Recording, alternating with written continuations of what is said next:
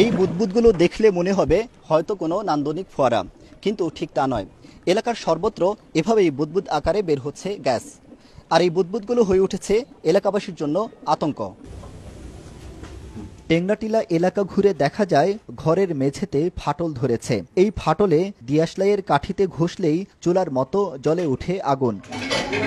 টিউবওয়েলে চাপ দিলে পানির পরিবর্তে দাউ দাউ করে আগুন জ্বলছে। কৃষিক্ষেত, পুকুর, রাস্তা সর্বত্র গ্যাসের বুদবুদ। এসব দেখে আতঙ্কিত সাধারণ মানুষ।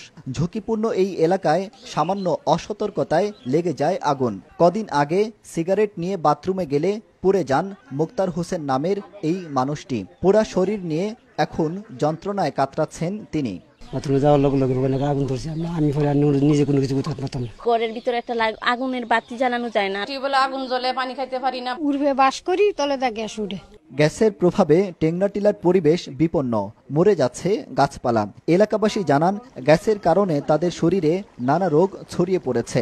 এমন অবস্থায় ক্ষতিপূরণ দিলে জানমালের রক্ষায় অন্যত্র সরে যেতেও প্রস্তুত তারা। গ্যাসের থেকে আমরা বেমার হয়ে গেছি। বয়োজ্যেষ্ঠ থেকে নিয়ে ছোট বাচ্চারা পর্যন্ত আজকে বিভিন্ন রোগে আক্রান্ত হইতেছে, অজানা রোগে। এখান থেকে দরকার সরাই আনেক, আমরা এই গ্যাস মুক্ত থেকে আমরা বাচ্চা থাকি। তবে ঝুঁকিপূর্ণ এই এলাকা থেকে মানুষকে সরানোর সামর্থ্য নেই বলে জানান স্থানীয় এই জনপ্রতিনিধি।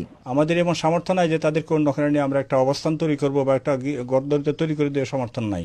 স্থানীয় সংসদ সদস্যের মতে এখন গ্যাস উত্তোলনের মাধ্যমে বা অন্য যেভাবেই হোক মানুষের নিরাপত্তা জ্বালানি মন্ত্রণালয়কেই দিতে হবে।